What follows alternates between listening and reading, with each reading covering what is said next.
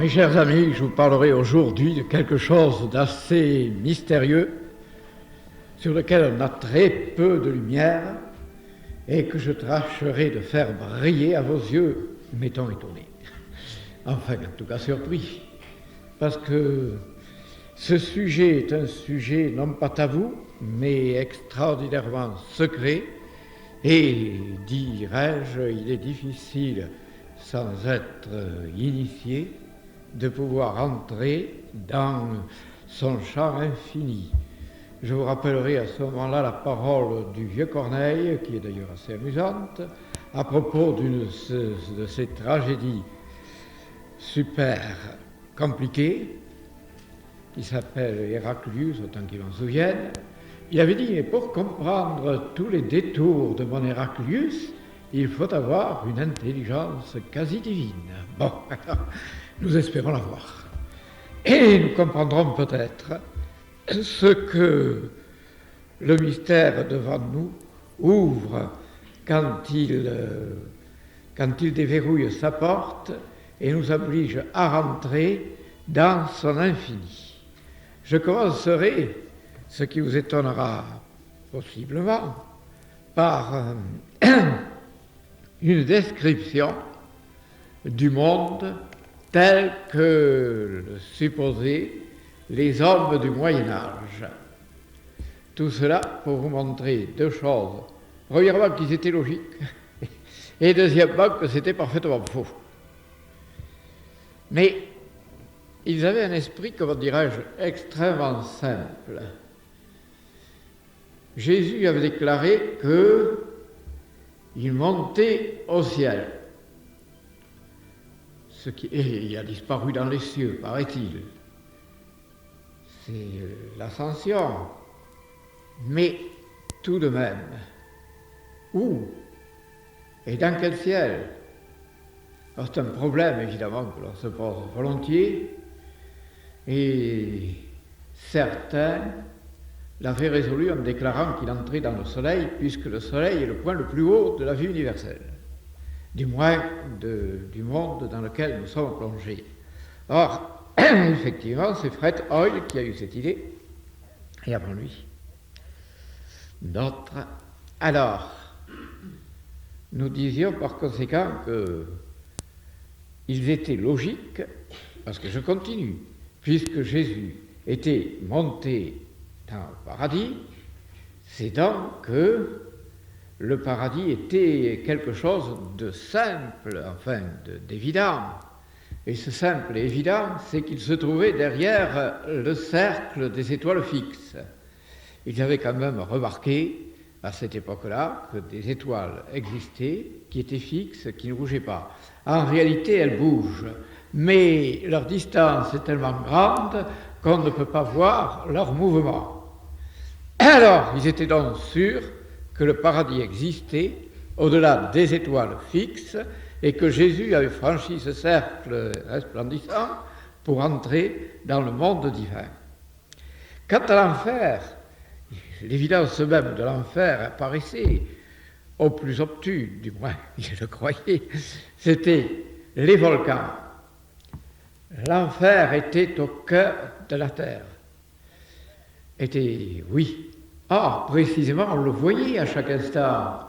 On avait les preuves, comment dirais-je, tangibles, et dirons-nous scientifiques, de l'existence de l'enfer. C'était les volcans qui rejetaient le feu et qui allaient prendre le feu dans le cœur de la terre. Bon, mais le cœur de la terre, c'est là qu'il y avait l'enfer.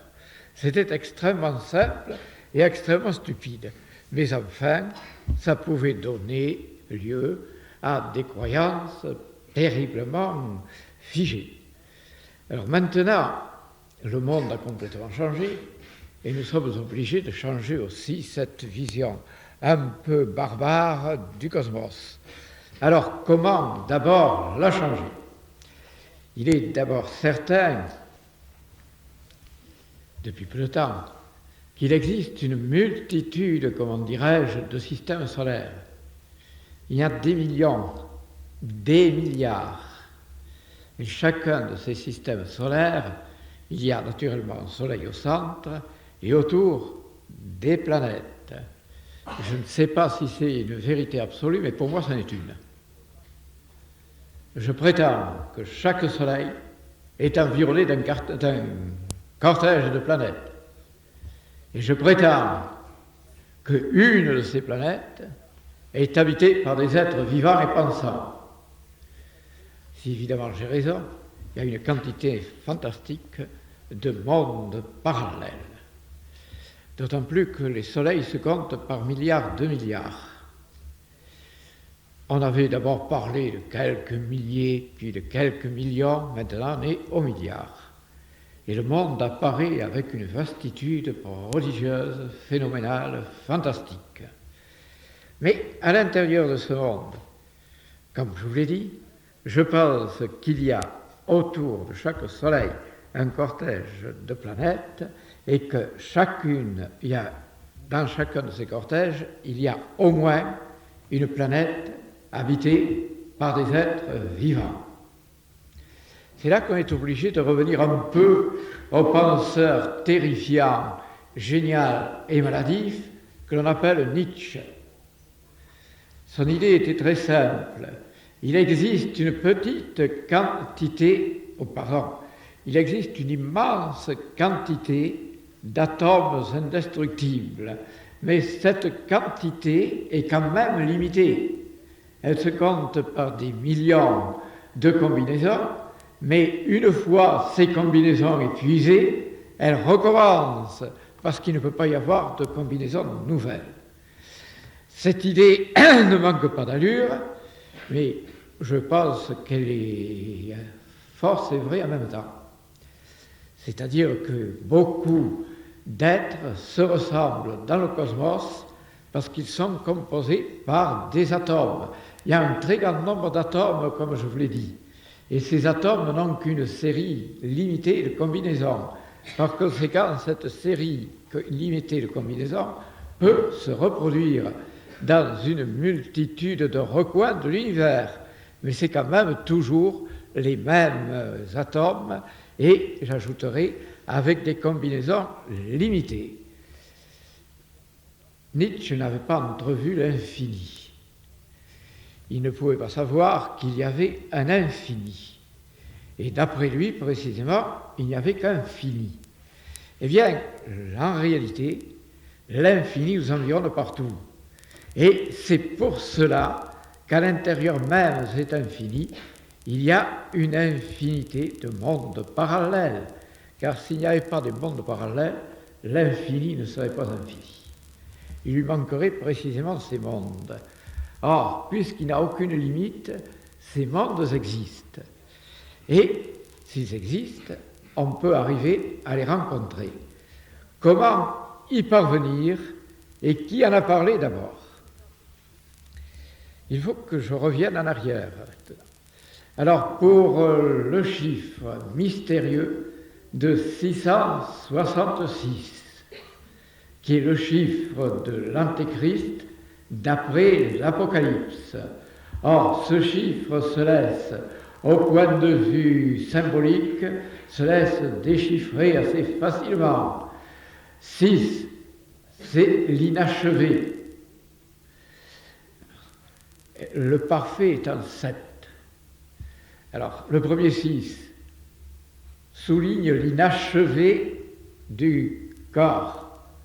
Le deuxième 6, l'inachevé de l'âme.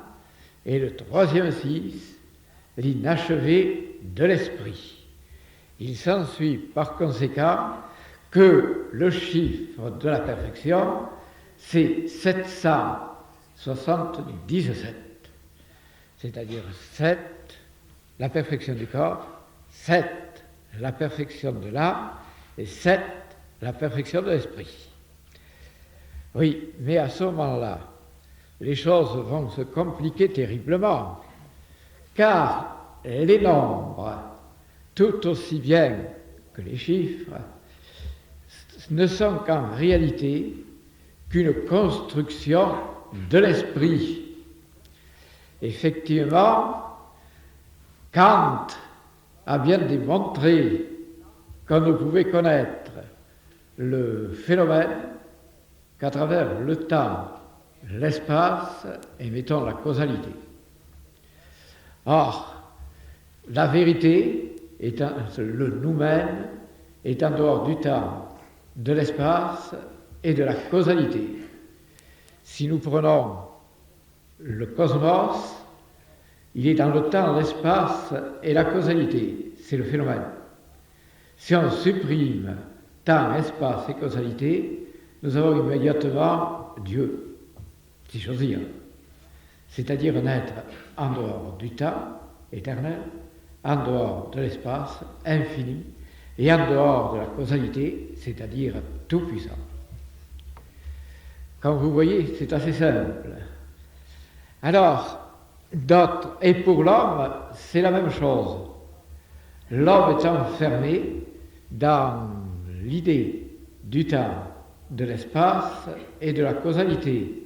Ce sont des idées. Si on les supprime, on rencontre un être éternel, qui est notre âme,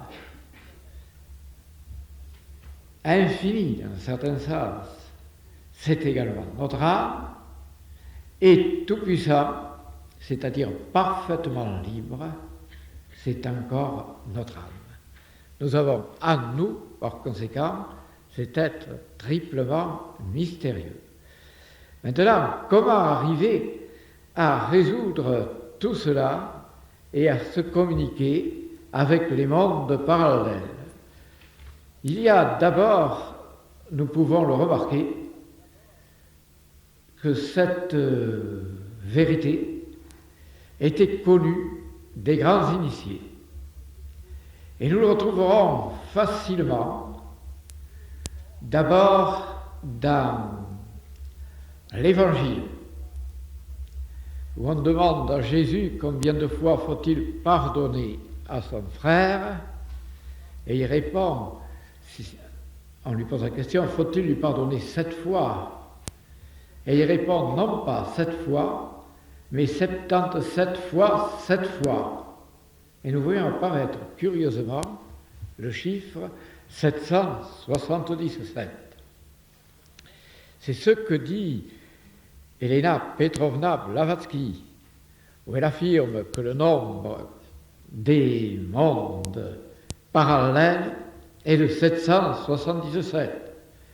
Elle ajoute, je me garderai bien d'en faire un commentaire, elle ajoute qu'elle ne peut pas l'expliquer actuellement, mais qu'il viendra plus tard quelqu'un qui l'expliquera et qui lèvera les voiles de ce mystère prodigieux. Nous le verrons. Alors, ensuite, il arrive qu'on doive comprendre la manière dont on peut, on dirais-je, communiquer les uns avec les autres. Car au fond, c'est communiquer avec les extraterrestres que de communiquer avec nos frères. Nous avons des phrases curieuses de cela. Et même dans l'Évangile, il y a une scène ahurissante. C'est la scène, précisément, de la transfiguration. Vous allez voir combien elle est étonnante et combien elle sous-entend l'existence des mondes parallèles. Une huitaine de jours après ces paroles, prenant avec lui Pierre, Jacques et Jean, Jésus gagna la montagne pour prier. Et tandis qu'il priait, il changea de visage et ses vêtements devinrent d'une clarté éblouissante. Et il s'entretenait avec 2 personnages, Moïse et Élie, tout resplendissants de gloire, qui parlaient de son trépas prochain à Jérusalem. Pierre et ses compagnons étaient accablés de sommeil, mais lorsqu'ils se réveillèrent, ils virent sa gloire et les 2 personnages qui se tenaient à ses côtés. Et au moment où ils s'éloignaient de lui, Pierre dit à Jésus, « Maître, il nous est bon d'être ici.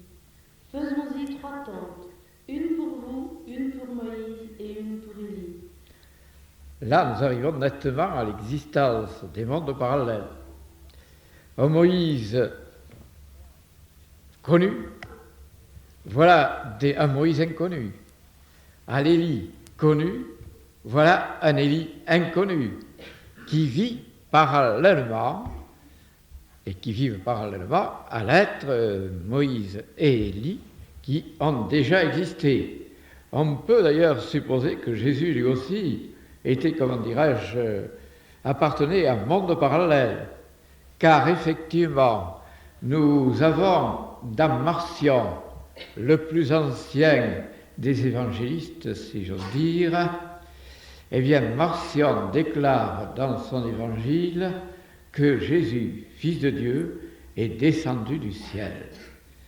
Descendu, il n'est pas né, il est descendu du ciel. Encore un personnage parallèle. Évidemment, tout ceci peut paraître étonnant ou même scandaleux si l'on veut, parce que c'est tout à fait nouveau. On retrouvera ceci également dans d'autres aspects de l'Évangile, mais je vous parlerai surtout maintenant de ce que Hugo a pu dire à ce propos.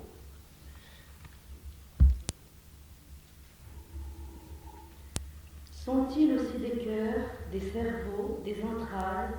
Cherchent-ils comme nous le mot jamais trouvé? Ont-ils des Spinoza qui frappent aux murailles, des Lucrèce niant tout ce qu'on a rêvé, qui du noir infini feuilletant les registres ont écrit rien au bas de ces pages sinistres, et penchés sur l'abîme ont dit l'œil est crevé. Remarquez l'extraordinaire précision de Hugo, parce qu'il demande, il voit dans ces mondes parallèles des Spinoza, des Lucrèce, enfin tous les hommes sublimes qui ont paru sur la terre et qui existent aussi parallèlement dans d'autres mondes.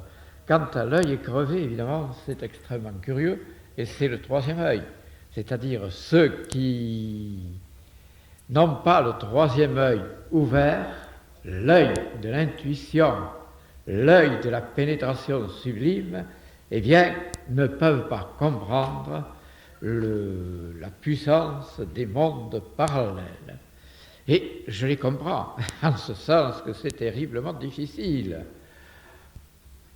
En somme, dans cette théorie des mondes parallèles, vous avez des êtres qui sont semblables à vous dans des milliards de mondes. Je dis des milliards, car enfin, s'il existe des milliards de systèmes solaires, et si réellement dans chacun de ces systèmes solaires, il y a un monde, une planète avec des êtres humains, eh bien on peut considérer qu'en effet, il y a des milliards d'exemplaires de nous-mêmes dans l'immensité effarante du cosmos. Évidemment, ça nous paraît un peu lourd. Mais qu'est-ce qui peut vous effarer là-dedans? Vous effrayer d'être multiplié à des milliards d'exemplaires. Moi, je trouve cela plutôt, comment dirais-je, flatteur pour nous. Et en même temps, c'est l'ouverture sur la vie universelle. Peut-on communiquer avec ces êtres? Et de plus, exactement, que se passe-t-il? Je resterai, si vous voulez, dans le domaine de la galaxie. Et là, effectivement, il y a déjà des milliards de soleils.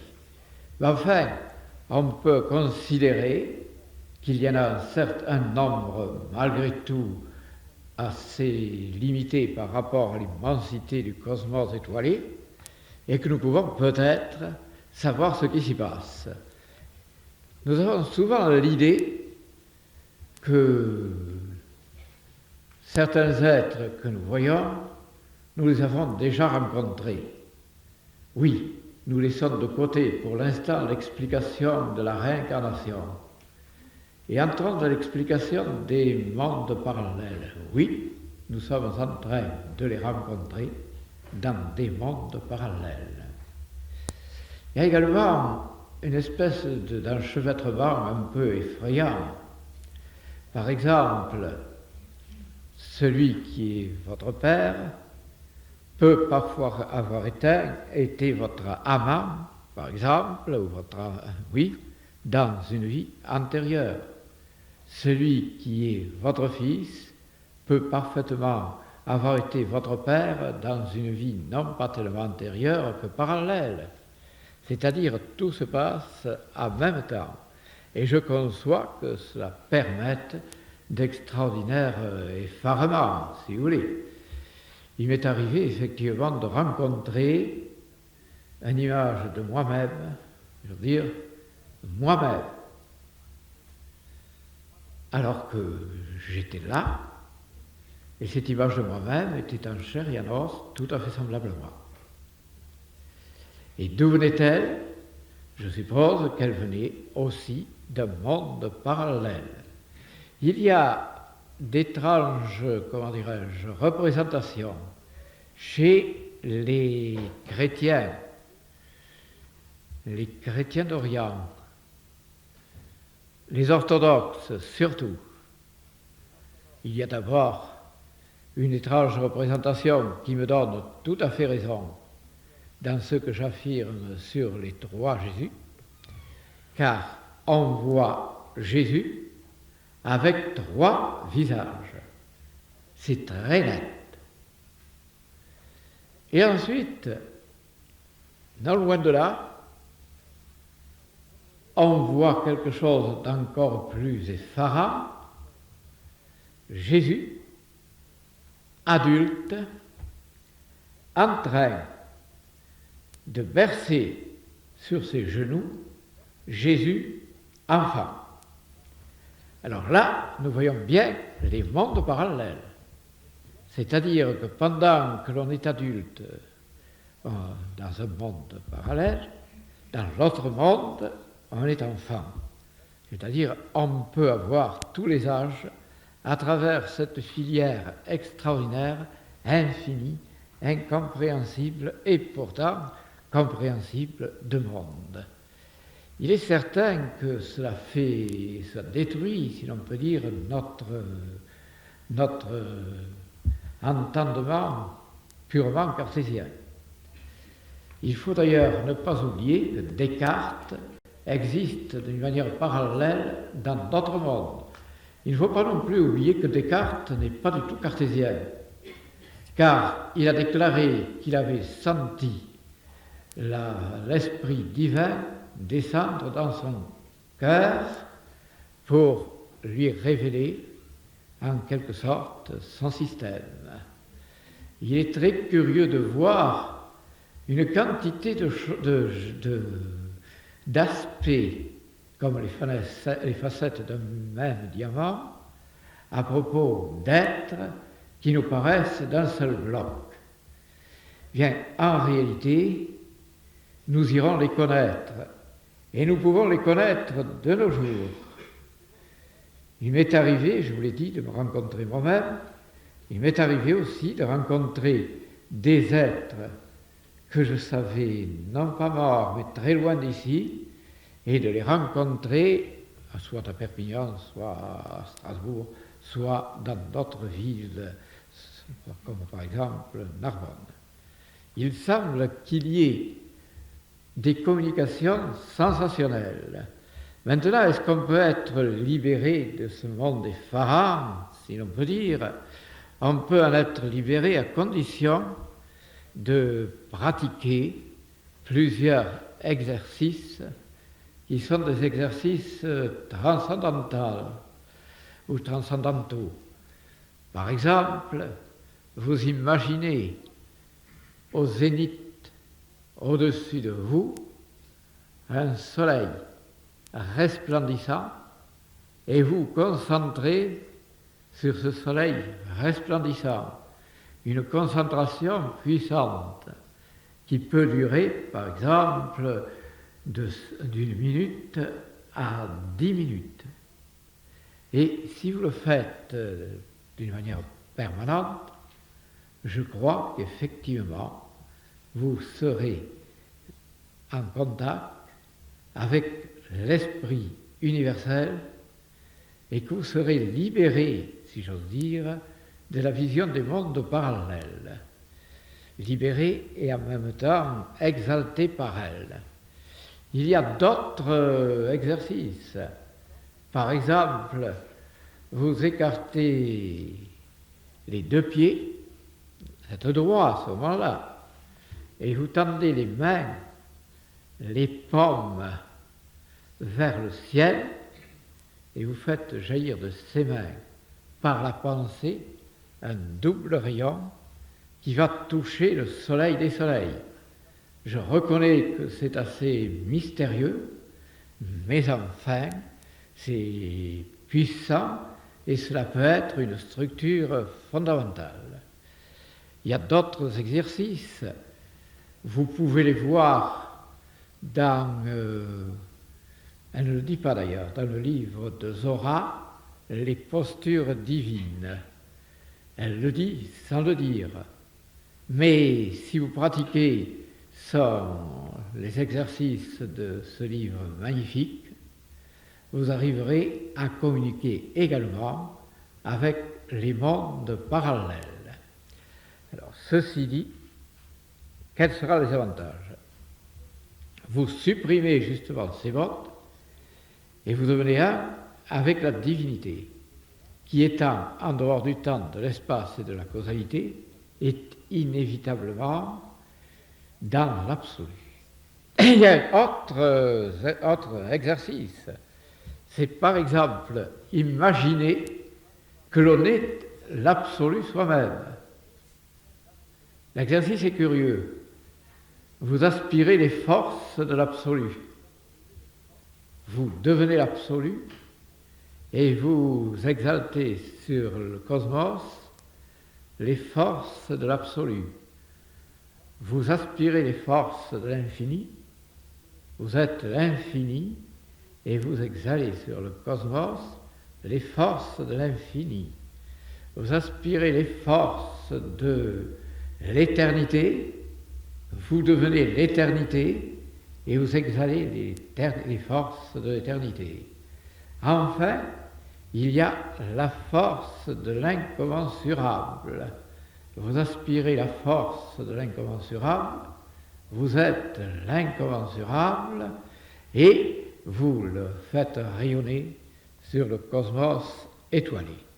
Voilà toute une série d'exercices qui vous permettront, je crois, d'aboutir à une véritable illumination. Maintenant, si vous voulez, nous pouvons passer à des questions.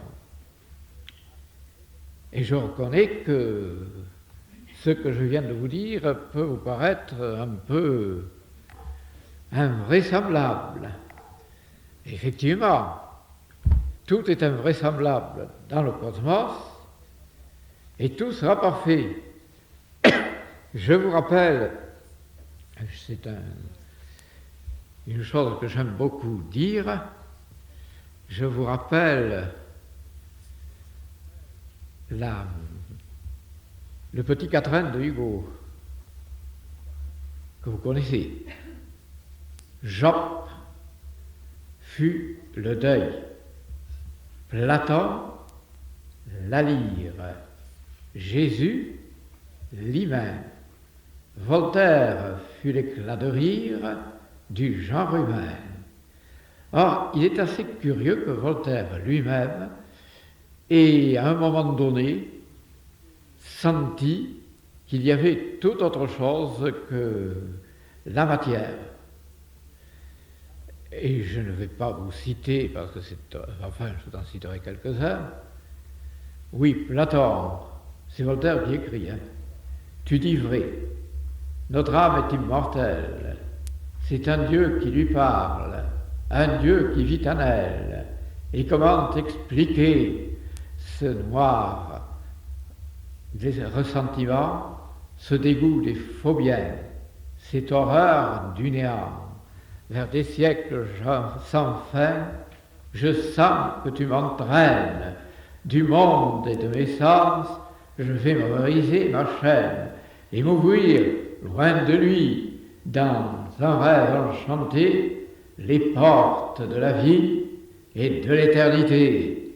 L'éternité, quel mot effrayant et terrible!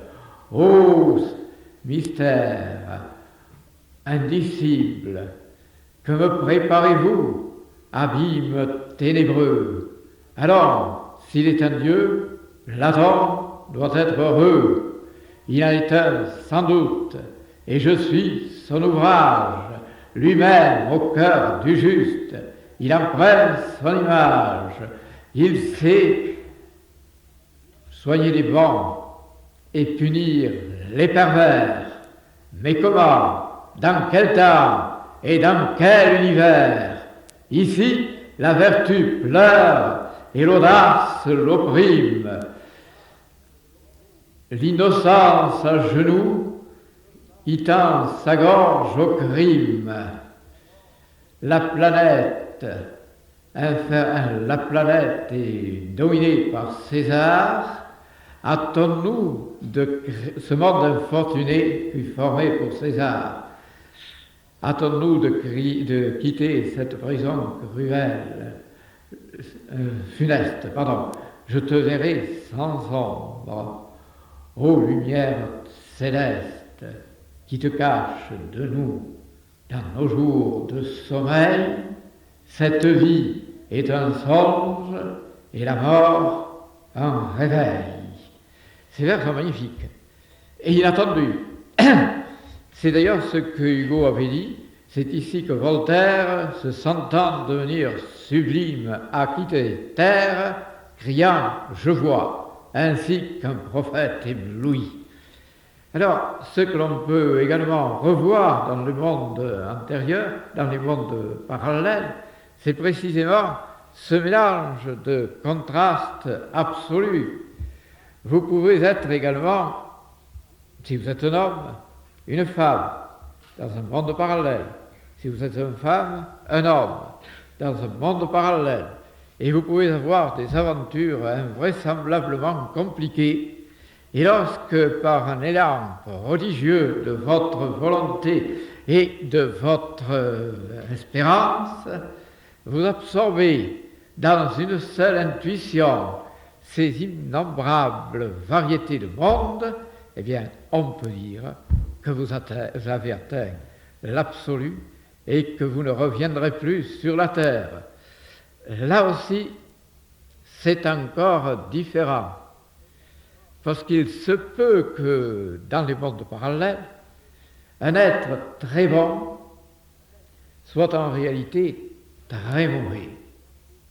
Alors il y aurait un côté bon et un côté mauvais, et il faudra qu'il les absorbe l'un et l'autre pour aboutir par-delà le bien et le mal, comme le disait lui-même Nietzsche, c'est-à-dire dans quelque chose d'absolument fabuleux, d'incompréhensible et d'ultra-divin. Alors évidemment, ce monde, si vous voulez, des choses extraordinaires, des fantasmes, est peut-être illusoire. Je ne crois pas. Et je crois qu'en même temps, on touche la vérité.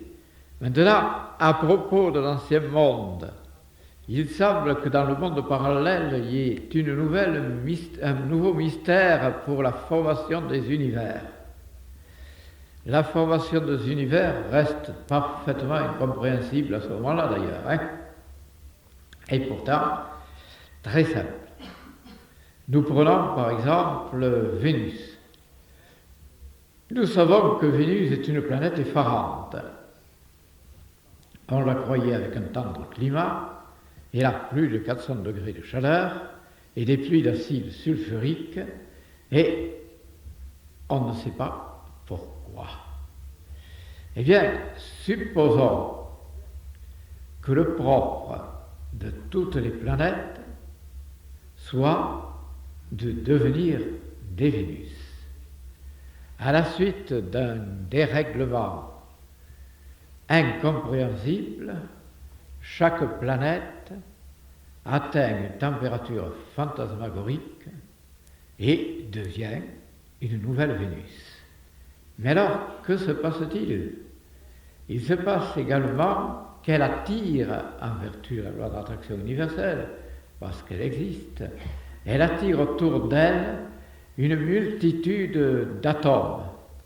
Par exemple, de grands nuages de matière indéfinie qui seront attirés par cette planète devenue folle et créatrice, et nous avons alors la formation d'un soleil. Et il peut y avoir des soleils extrêmement grands, comme Bételgeuse, comme Antares, et des soleils petits. Cela dépendra de la quantité d'atomes qui se sont trouvés dans l'espace où évoluait cette nouvelle planète. Alors, c'est ainsi, mais après, que va-t-elle devenir? Il est probable qu'elle devienne soleil, comme je vous l'ai dit, et il est probable aussi que ce soleil, tôt ou tard, va exploser. S'il explose, eh bien, il y aura une série de nouveaux mondes créés, et au milieu de cette explosion, des planètes vénusiennes qui vont reformer de nouveaux soleils. Mais nous entrons là-dedans dans un monde évidemment un peu que j'appellerais farfelu. De nos jours, les prétendus savants déclarent tranquillement que la Terre est le seul monde habité et habitable. Pas tous, néanmoins. Il y en a qui consentent à donner un monde pareil à la Terre à chaque galaxie. Ils ne vont pas plus loin. Leur générosité ne s'attend pas jusqu'à l'infini.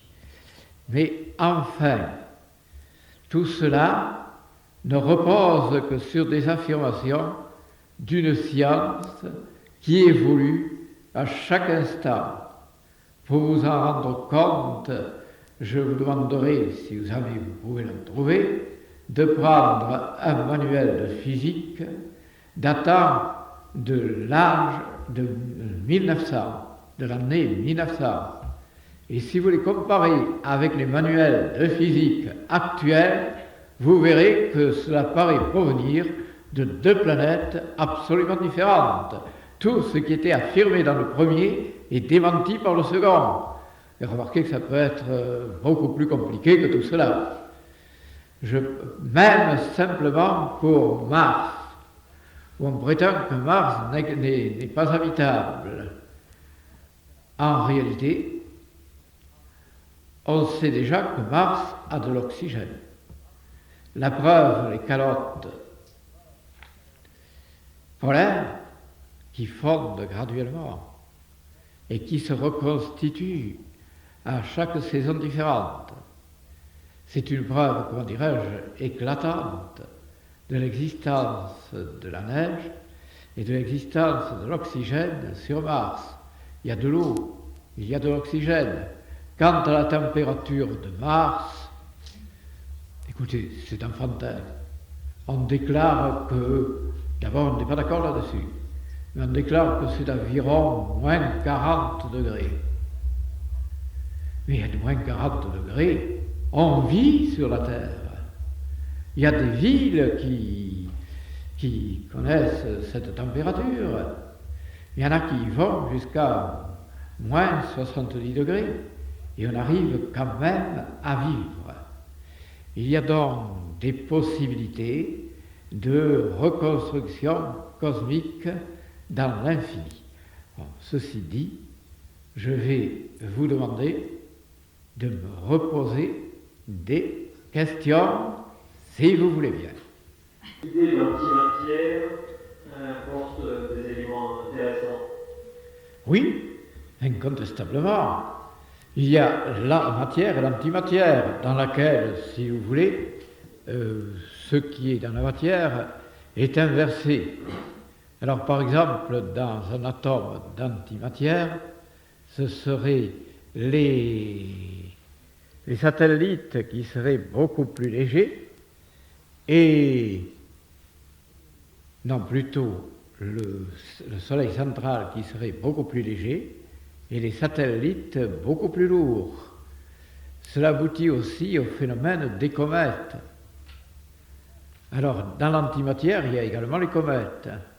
Il y a des comètes, des anticomètes, comme il y a des antiplanètes et des antisoleils.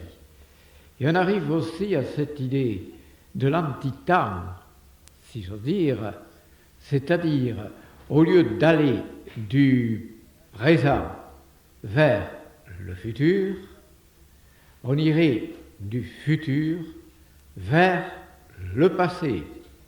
Ce qui fait que nous aurions une puissance de création permanente.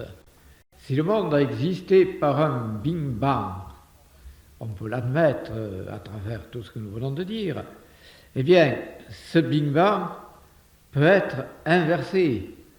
C'est-à-dire qu'au lieu d'aboutir à un éclatement, on va aboutir à une condensation. Et tous les soleils vont se condenser.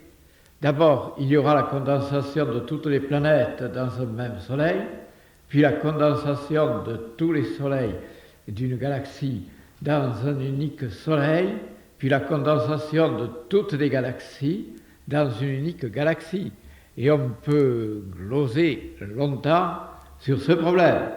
En tout cas, je dois dire que l'idée de l'antimatière est particulièrement féconde. Et c'est la reconstruction du monde qui est immédiatement devant nos yeux en train de se déployer. Alors, une autre question ?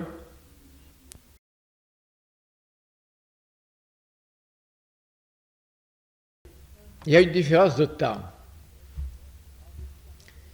Dans les vies antérieures, vous êtes sur le plan horizontal, c'est-à-dire qu'il vous faudra des milliers d'années pour réaliser, à la suite de vies successives, pour réaliser la grande libération. Tandis que si vous êtes sur le plan de la vie parallèle, mais il faut y être, évidemment, à ce moment-là, parallèlement, vous vivez toutes les vies. Ces vies antérieures, ces vies successives qui auraient pris des milliers d'années pour se libérer, eh bien, sont libérées immédiatement dans un élan merveilleux qui monte au-delà du zénith. À ce moment-là, tout ce que vous faites, vous auriez fait dans l'étalement du temps, vous le faites dans le bond de l'éternité. C'est donc extraordinairement important, mais ce n'est pas donné à tout le monde. Il faut d'abord être sûr de l'existence des mondes parallèles. Il faut avoir rencontré un maître. Il faut penser à lui avec ardeur. Il faut enfin ne faire qu'un avec le désir de l'éternité. Conclusion, c'est très possible et c'est très différent. Je veux dire qu'il n'y a plus la moindre, il n'y a plus la moindre ressemblance. Et tout ce que vous feriez, le karma que vous feriez dans l'étalement successif des existences, vous le faites en même temps dans le jet triomphal du monde parallèle. Évidemment, on peut le comprendre après tout, si j'ose dire. On le comprend en effet.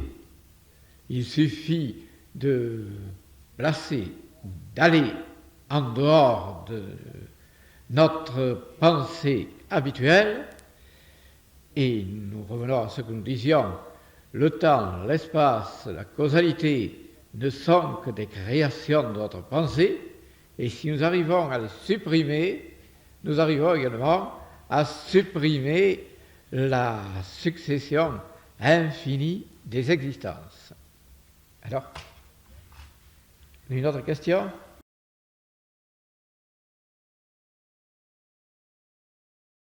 Dans un rêve, par exemple, vous avez l'impression de toucher une vie parallèle. C'est cela. Comment savoir que c'est une vie parallèle? Alors, si vous avez une clarté parfaite, une certitude absolue que c'est une vie parallèle, c'est en réalité une vie parallèle. Et si vous n'avez pas cette certitude, ce n'est plus qu'une illusion de votre subconscient. Il y a 3 choses, comme je vous l'ai dit, qu'il faut supprimer totalement. C'est la haine, le doute et la peur. Dans le doute, il y a souvent la peur de se tromper. Si vous avez une certitude absolue, vous êtes en contact avec la vie parallèle. Et à ce moment-là, ma foi, vous êtes libérés, si l'on peut dire, car nous aboutirons à la grande libération par la certitude, l'amour et la profondeur de la puissance mentale. Autre question?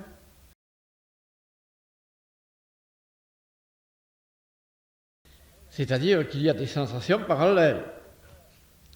Si vous avez peur dans cette vie, eh bien, dans une vie parallèle, par compensation, vous avez confiance.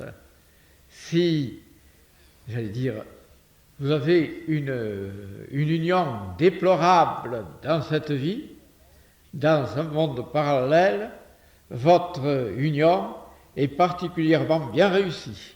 C'est-à-dire qu'à chaque émotion négative correspond une émotion positive.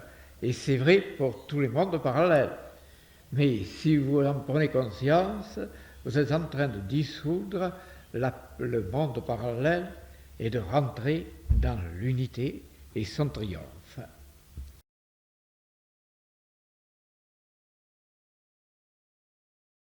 C'est-à-dire, si vous avez dépassé les vies parallèles, le sentiment d'unité est vrai.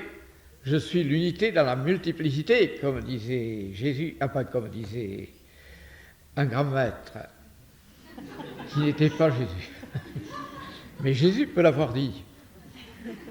Car il y a plusieurs Jésus, ne pas l'oublier, comme je vous l'ai dit, et par conséquent, ce que l'un n'a pas dit, l'autre a bien pu le dire.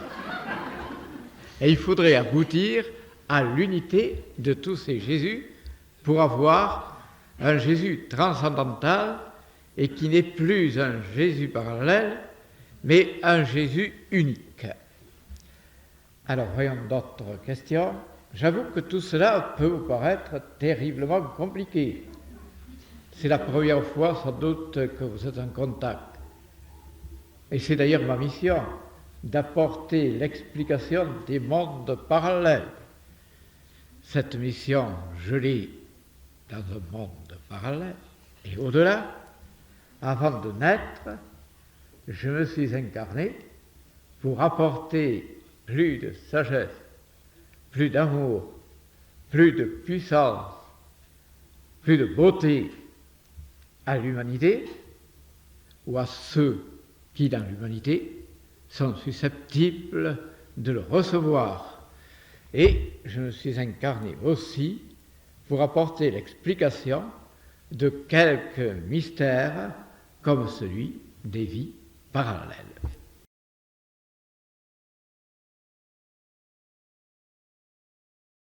Mais l'intuition a ceci de particulier que lorsqu'elle existe, eh bien, elle voit droit au problème.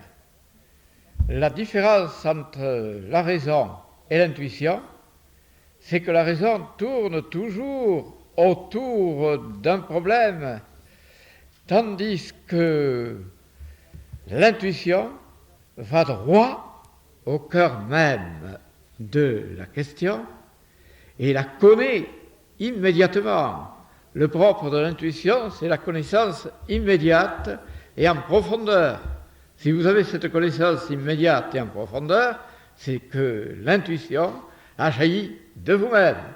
Si vous n'avez qu'une croyance hésitante et contradictoire, ce n'est plus l'intuition, c'est la raison.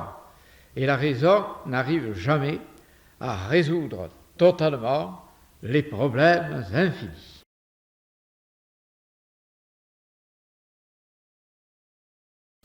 Oui, c'est un esprit parallèle. Je me suis rencontré moi-même pendant que j'étais dans un monde parallèle. Et c'est cette rencontre parallèle qui peut aboutir justement à l'illumination. Remarquez que l'illumination, nous l'avons tous. Nous l'avons tous parce que dans un monde parallèle, eh bien, un de vous a déjà rencontré l'illumination. Et cette illumination l'a rendu un être parfait. Et cet être parfait est devenu votre ange gardien, ou plutôt votre moi transcendantal. Ce qui fait que le monde parallèle aboutit à ce moment-là, à travers l'intuition, à la divinité parfaite. Ce sont les morceaux d'Osiris que l'on est en train de recoller et ils finiront par reprendre, se remembrer. Quand ils se remembreront, vous aurez atteint l'illumination. Je dis bien une illumination qui n'est pas obligatoirement totale. Je vous ai dit et je redis qu'il est impossible de rester 24 heures sur 24 dans un état d'illumination, car le corps éclaterait, ou du moins vous mourriez. Alors qu'en réalité, on peut y rester relativement et positivement 23 heures et demie. C'est pas mal, hein? Il vous reste quand même une petite limite. Alors, par exemple, certains initiés se prétendent réaliser. C'est faux. Ils sont parfois réalisés 1 heure par jour. C'est bien. Mais ce n'est pas suffisant. Mais les vrais initiés, les avatars, si on veut, sont réalisés 23 heures et demie, si j'ose dire par jour. S'il était en 24, il disparaîtrait. Il serait complètement supprimé. C'est par exemple ce qui est arrivé à Apollonius de Tyane, où il est rentré dans le temple de Diane et il est resté toute la nuit. On a entendu des chants mystérieux qui sortaient du temple, on a vu des clartés fabuleuses qui en jaillissaient, et quand on a ouvert les portes du temple, Apollonius de Tyane avait complètement disparu. C'est ce qui a dû arriver peut-être aussi à Ulrich de Mayence, où effectivement, on n'a plus retrouvé son corps. Il était effectivement désintégré. Il y a beaucoup de légendes mythologiques qui parlent précisément de la disparition totale du corps. On n'en retrouve strictement rien. C'est probablement ce qui est arrivé aussi à Akhenaton. Voilà pourquoi il sera très difficile de le trouver. Il a disparu. Il s'est désintégré. Et par conséquent, on aura beau le chercher dans tous les tombeaux possibles, on ne le retrouvera jamais.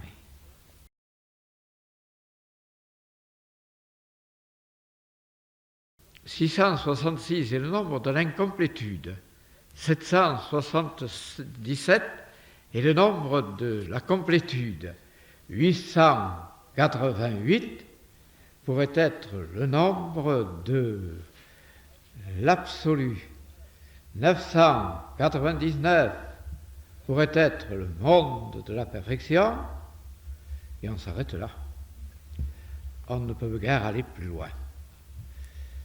Et effectivement, nous voyons dans tous ces nombres le complet, l'absolu, l'infini. Et l'ensemble de tous ces nombres, mais là, nous rentrons dans une cabale nouvelle, dans une numérologie nouvelle, que je révélerai peut-être, ou peut-être ne la révélerai pas. Enfin, tout dépendra. J'ajoute que, par exemple, je vous en dis quelques mots en passant, eh bien, je révélerai peut-être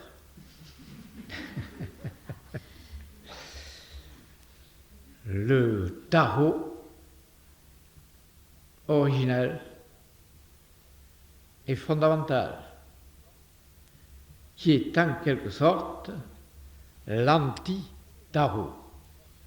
Mais étant donné que nous sommes à la fin des temps, et que nous sommes à la période du Kali Yuga, et que chaque fois que nous quittons un signe pour entrer dans un autre, nous tombons de plus en plus bas, il est possible que je vous révèle ceci de manière à maintenir la hauteur divine que nous sommes en train de quitter.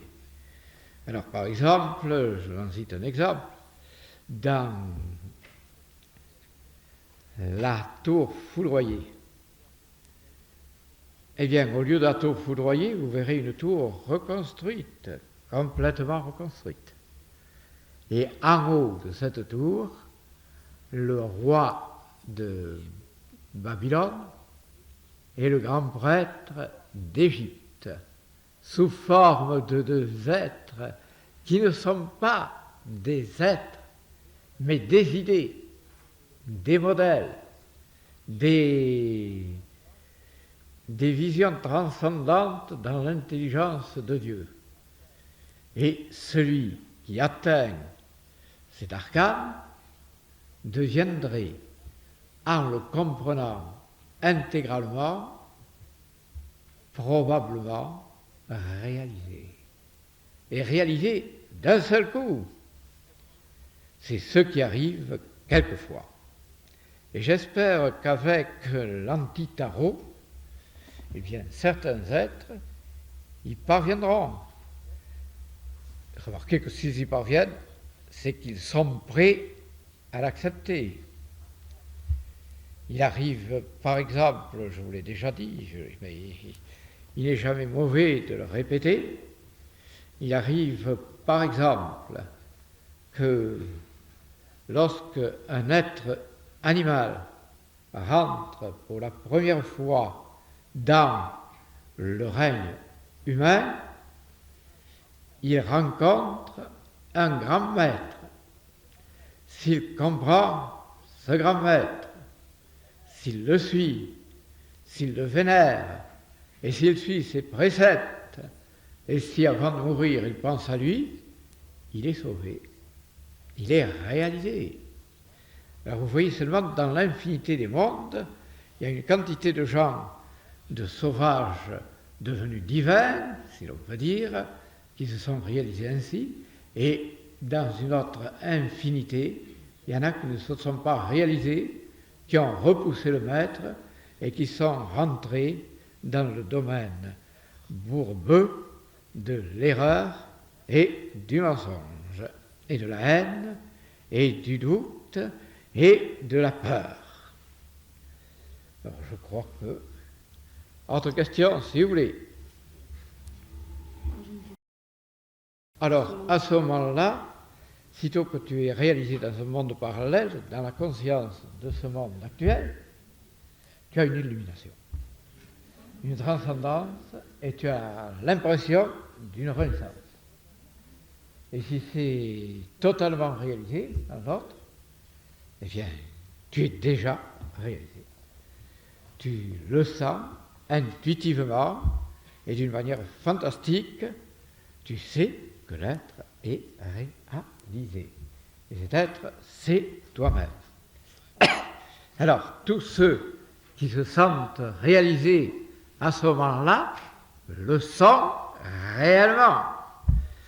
c'est le réalisme qui est le contraire du réalisme banal des faux prophètes et des faux mages.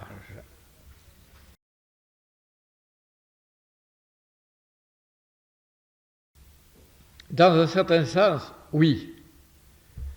Et par exemple, dans un monde parallèle, il se peut que tu aies sur un plat une joie exaltante et en même temps une douleur infinie. Et ce mélange de joie et de douleur qui aboutit à un état incompréhensible, à la fois tristesse et exaltation, est bien une preuve que, à l'intérieur même de ton être, tu as en quelque sorte franchi les étapes de la réalisation, ou que tu es en train de les franchir.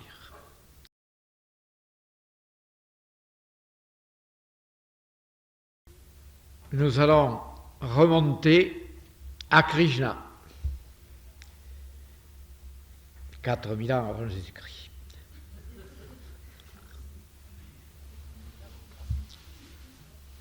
Krishna déclare qu'il faut 1 million d'années pour se réaliser. Mais, en vérité, si vous entendez parler d'un maître, et vous avez pour lui une profonde vénération, sans l'avoir jamais vu, eh bien, ce nombre diminue considérablement. Il n'est plus que 144 000. Vous n'avez plus que 144 000 vies avant d'atteindre, si j'ose dire, l'illumination. Si, lors de ces 144 000, vous rencontrez un vrai maître, et vous le rencontrerez inévitablement, et si vous suivez absolument ses préceptes, eh bien, ces 144 000 ne viennent que 9 vies. Et si, lors de ces 9 vies, vous n'avez pas le moindre doute sur ce maître, ni la moindre haine, ni la moindre peur, alors vous êtes complètement réalisé. Car on peut avoir peur du maître, et on peut avoir une haine du maître. C'est ainsi que dans l'écriture bouddhiste, quelqu'un a dit, certaines écritures bouddhistes, quelqu'un a dit, si tu vois le Bouddha, tue-le. Ce qui veut dire en réalité que, d'abord, il faut supprimer toute idolâtrie, et deuxièmement, que le maître suscite d'effroyables sentiments autour de lui. Ou bien on l'adore, ou bien on le hait, ou bien on doute de lui. Mais enfin, les sentiments sont extraordinairement forts. Et oui, je vous rappellerai sur un plan un peu ridicule, pas ridicule, mais mettons folklorique, un saint catalan qui a failli être tué par ses disciples. Il est considéré comme un saint parfait. Et dans leur esprit inférieur, il était là.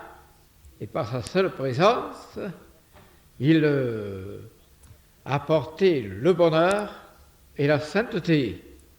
Mais voilà, comme il voulait partir, ils ont eu l'idée qu'il fallait le tuer. Comme ça, il ne partait pas. Et deuxièmement, le couper en petits morceaux, parce que chaque morceau devenait la relique d'un saint, et par conséquent apporter des bénédictions à l'être humain. Nous sommes en pleine superstition, et superstition dangereuse. Voilà pourquoi d'ailleurs fréquemment la puissance des religions finit par s'embourber dans des superstitions et des folies et des démences contradictoires. Bon, une autre question?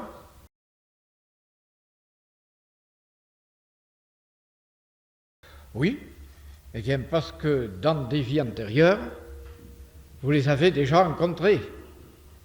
Et dans cette vie qui sera pour vous la dernière, eh bien, vous les rencontrez tous. Ils ont tous apporté quelque chose. Ils ont apporté une facette du diamant de la vérité. Et dans cette vie, si vous les rencontrez tous, ça veut dire que vous avez le diamant total, dans sa puissance étincelante et magnifique. Et ma foi, cela prouve que vous serez sauvés.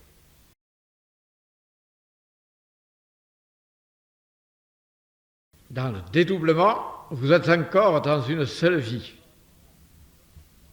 Votre corps astral quitte votre corps physique, mais c'est dans une vie. C'est du magisme, c'est un commencement d'initiation, certainement, mais ce n'est pas la libération. Tandis que si vous êtes complètement libéré, vous entrez dans tous les autres mondes et vous en formez une unité.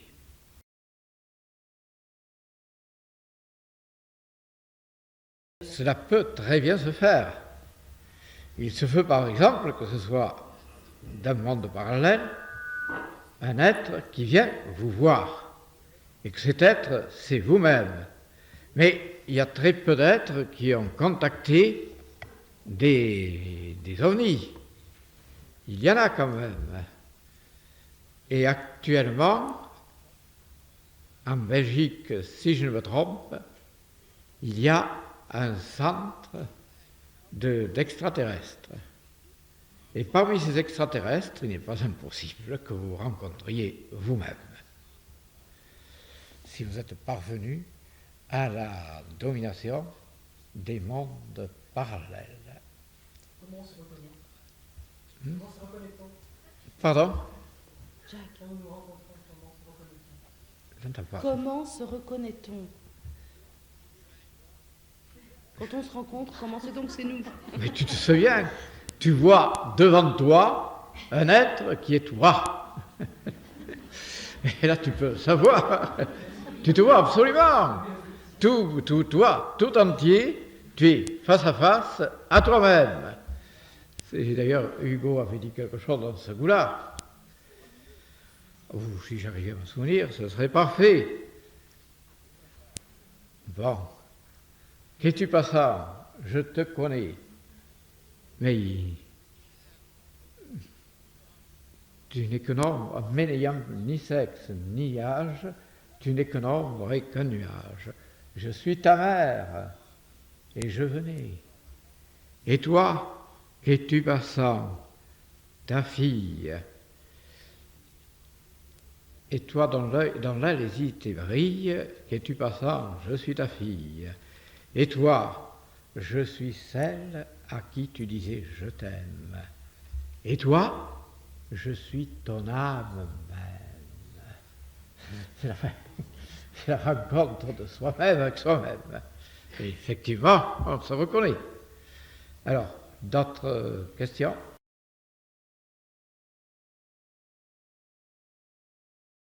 Dans les 777 mondes parallèles, oui, nous sommes incarnés en corps physique. Vous avez donc au moins 777 corps physiques. Hein?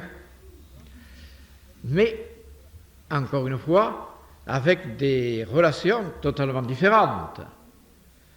Un fils peut être le père peut être la mère peut être l'amante, et ainsi de suite. Mais enfin, ce sont tous des corps physiques. Et quand on arrive d'ailleurs à transcender tout cela, comme je vous l'ai dit, la puissance magnétique est telle que l'on se désintègre et on disparaît de la planète. Ce qui était arrivé, par exemple, quoique vivant, encore à Ramanuja, lorsqu'il était poursuivi par des ennemis, réfugié à l'intérieur d'une forêt, et quand il a passé tranquillement la nuit dans la forêt, et quand il a rouvert les yeux d'ailleurs, en sortant de son sommeil, il était à 10 000 kilomètres de ses ennemis. C'est-à-dire qu'on peut à ce moment-là, on est le maître du temps et de l'espace. Ramanuja fait partie des êtres qui étant réalisés, eh bien, se réincarnent quand même. Ils sont réalisés, effectivement. C'est le phénomène des bodhisattvas. Il y a d'un côté le Bouddha qui reste dans la béatitude infinie, et le bodhisattva qui, tout en étant rempli de béatitude infinie, descend sur terre pour apporter aux humains un peu de la clarté éblouissante du divin.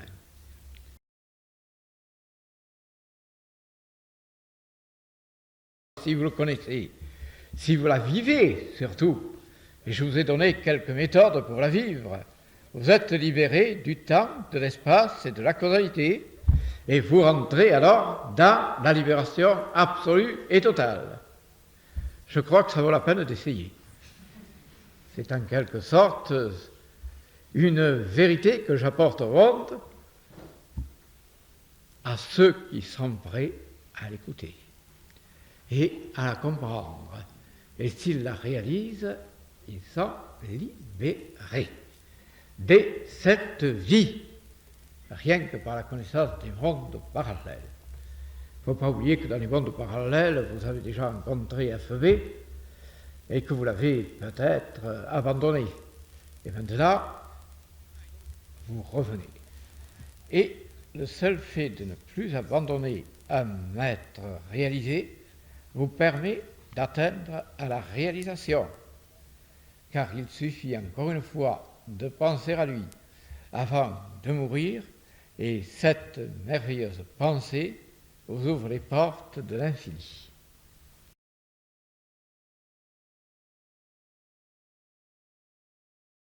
Steiner est un maître.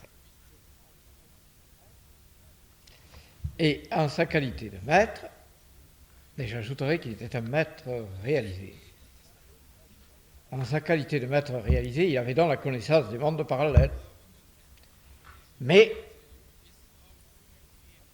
il a pensé que ce n'était pas sa mission d'apporter cette connaissance. Chaque maître, si j'ose dire, a une mission particulière. Les uns apportent la vision astrale, les autres la vision supramentale, d'autres peuvent apporter les mondes parallèles. Il y avait donc chacun a sa vision particulière. C'est ce qu'a dit Blavatsky, qui a porté les mondes parallèles sans les apporter, puisqu'il a déclaré qu'elle ne les apportait pas, mais que quelqu'un après elle les apporterait. Ce qui prouvait de toute manière qu'elle les connaissait. Quoique Blavatsky ne soit peut-être pas absolument crédible, mais enfin, une grande partie de ce qu'elle a écrit est vrai. Elle a dit par exemple qu'elle s'incarnerait, si l'on peut dire, après sa mort, et ma foi, cela ne s'est pas du tout réalisé, à moins qu'elle ne se soit incarnée dans un monde parallèle, auquel cas, évidemment, c'est possible, mais nous n'avons aucune preuve de cela. Elle l'a dit comme ce qui est d'ailleurs un peu inquiétant parfois, c'est précisément ces erreurs des maîtres. Je dis que Krishnamurti avait déclaré dans son dernier livre, Eh bien, qu'il avait encore quelques années à vivre. Il l'avait dit l'année même de sa mort. Et moi, j'avais dit le contraire, qu'il mourrait cette année. Et, ma foi, dans un moment d'obéissance, il est mort.